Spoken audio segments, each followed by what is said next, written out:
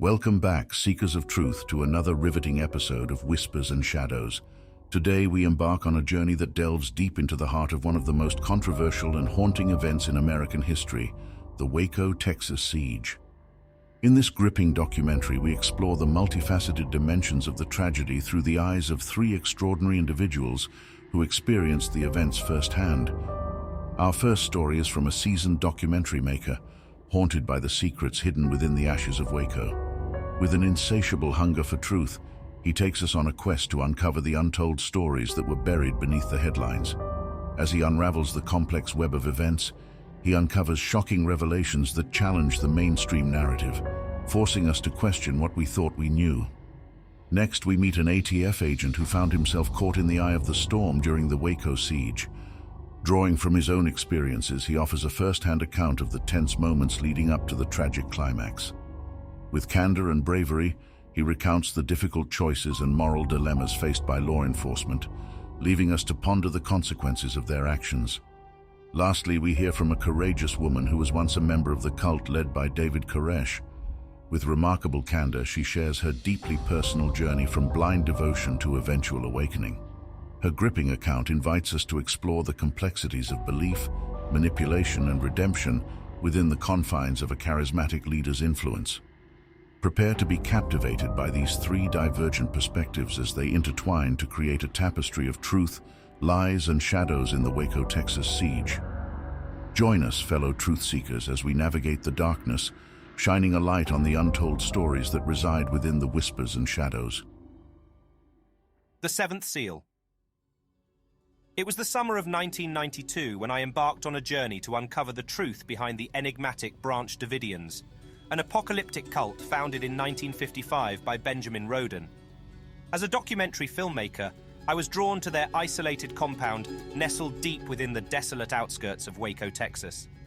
Rumors swirled around this religious sect, and the tales that reached my ears were tinged with horror and mystery.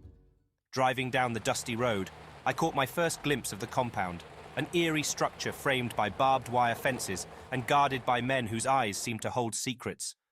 The air was thick with a palpable sense of unease as I made my way through the gate.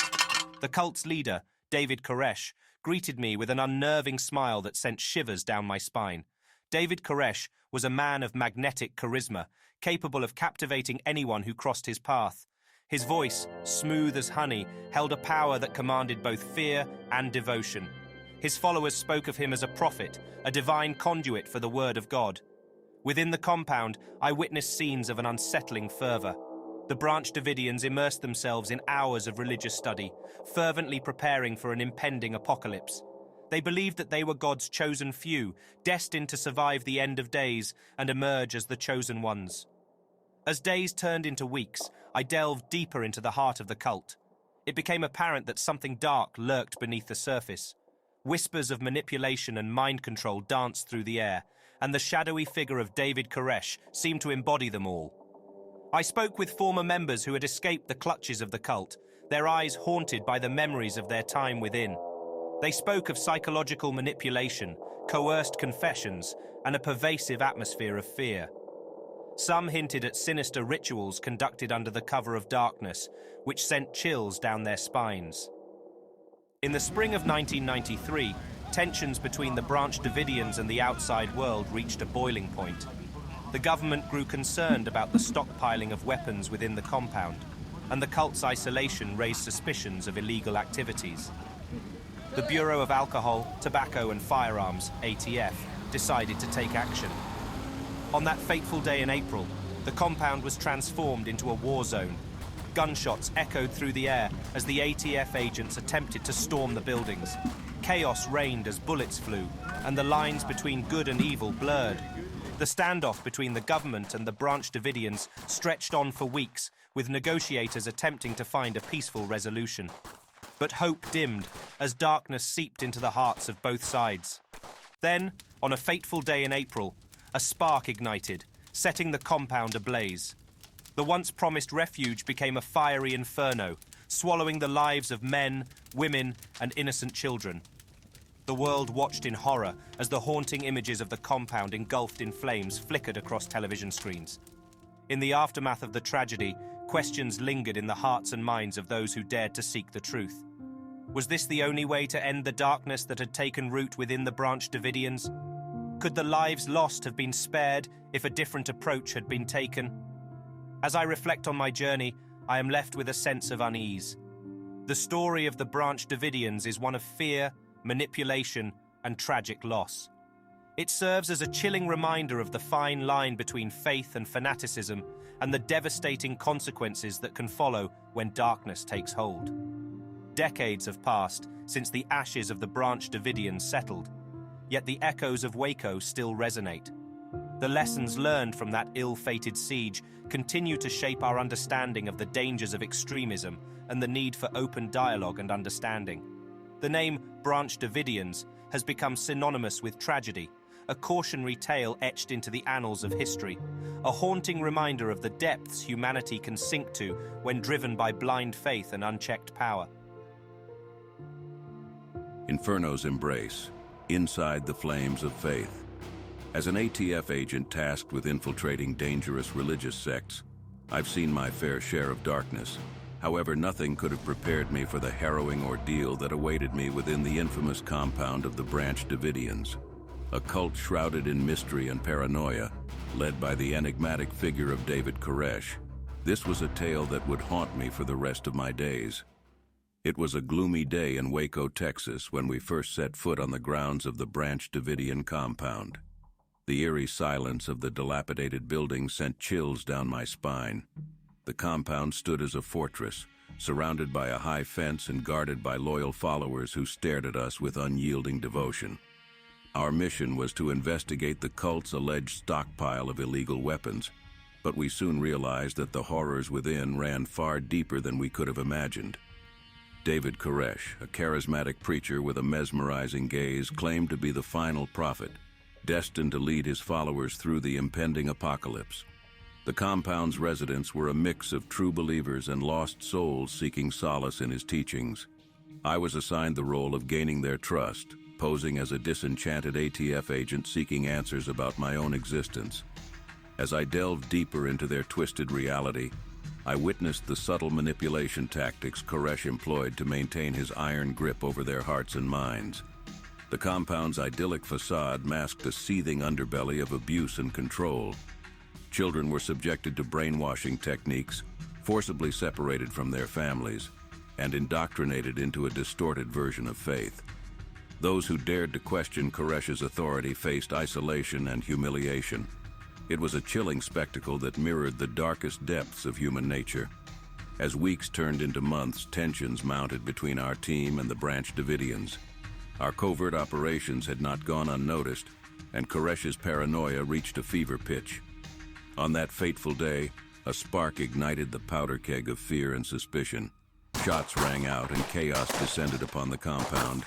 The initial confrontation escalated into a full-blown standoff, and the situation spiraled out of control. The final moments were a surreal blend of terror and tragedy.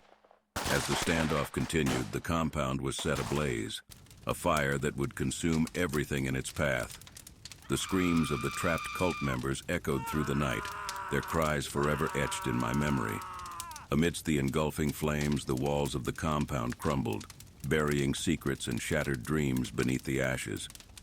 In the aftermath of the inferno, the grim reality set in. The compound was reduced to a haunting wasteland of charred debris and lost lives. The tragic events that unfolded would forever haunt the survivors, the families torn apart, and the ATF agents who played their part. We had sought to bring justice, but instead became agents of destruction. To this day, the name Branch Davidians sends shivers down my spine.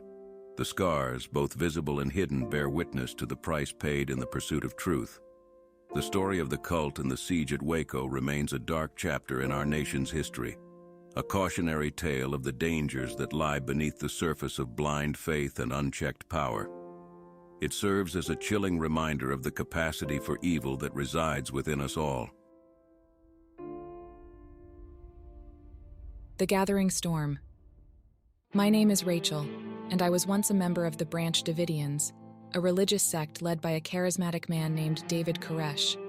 What began as a quest for spiritual enlightenment soon descended into a twisted nightmare that would haunt me forever. It started innocently enough. In the late 1980s, I was searching for something more meaningful in life. Lost and disillusioned, I stumbled upon the BranchDavidians, a community that seemed to offer purpose, love, and a direct connection to God. David Koresh, with his magnetic personality and captivating sermons, promised us salvation in these turbulent times. Our compound, Mount Carmel, became our sanctuary, a place where we felt safe from the world's chaos. But as the years went by, things began to change. David's teachings grew increasingly apocalyptic, and a sense of paranoia gripped the community. We became convinced that the end of the world was imminent. David's authority became absolute, his words infallible. He convinced us that we were God's chosen few, and that only by following him blindly could we find salvation. Fear and control seeped into our lives like a poison, isolating us from our families and the outside world. But it wasn't until the tragic day the ATF stormed our compound that the true horror revealed itself. Gunfire erupted, turning Mount Carmel into a battlefield. The authorities claimed they were only trying to serve a warrant, but the situation quickly spiraled out of control. Those who managed to survive that initial assault were trapped within the walls of our home, surrounded by the eerie silence that followed the chaos. The events that unfolded next would test the boundaries of our faith and our will to survive. David, confident in his divinity, rallied us together. He preached of a martyrdom that would grant us eternal salvation. Fueled by blind devotion, we prepared for the inevitable. With every passing day, the tension grew as the authorities maintained their siege, tightening their grip around our sanctuary. As supplies dwindled, desperation took hold. We were living on the edge of a precipice, teetering between faith and madness. David's charisma started to fray, revealing a darker side, a man consumed by his own power, willing to sacrifice everything, including innocent lives, for his twisted ideology. The sun had set on Mount Carmel for the last time. April 19, 1993, marked the culmination of our darkest fears. David's final sermon echoed through the compound, urging us to embrace death as a gateway to paradise. Consumed by delusion, we huddled together, awaiting our fiery destiny. The flames engulfed us, devouring everything in their path. The air filled with screams, prayers, and the haunting scent of burning flesh. I watched as my fellow brothers and sisters, my family, succumbed to the inferno that consumed our existence. In those moments, I felt a chilling clarity, a realization that the path I had chosen was paved with deception and madness. As the fire licked at my skin, I broke free from the shackles of indoctrination. I fought my way through the chaos, stumbling upon salvation amidst the wreckage. Decades have passed since that fateful day, and the scars on my soul remain. The events at Mount Carmel are etched into my memory, a haunting testament to the darkness that lurks within us all. The BranchDavidians were more than just a cult. We were victims of manipulation and fanaticism. We believed in a man who claimed divine revelation but led us down a path of destruction. Our story serves as a reminder of the dangers of blind faith and the fragile line between devotion and fanaticism. Now, I share my tale, not as a testament to the horrors I witnessed, but as a cautionary tale, a warning that the human capacity for belief, when twisted by manipulation, can lead to unspeakable tragedy. As I recount the events of that period, I hope to shed light on the depths of human vulnerability and the importance of questioning the narratives we are fed. May our collective memory serve as a beacon of enlightenment, a reminder to challenge authority, seek truth, and never lose sight of our own autonomy. For the echoes of those flames still flicker within my heart, a constant reminder of the darkness that once consumed us all. As our journey through the whispers and shadows of the Waco, Texas siege comes to a close, we hope these three unique perspectives have shed light on the complex tapestry of events that unfolded. Remember to stay curious, question the narratives, and never stop seeking the truth. Until next time, fellow truth seekers, stay vigilant, and may the whispers and shadows guide you towards a deeper understanding. If you like our content, please like this video and subscribe to the channel.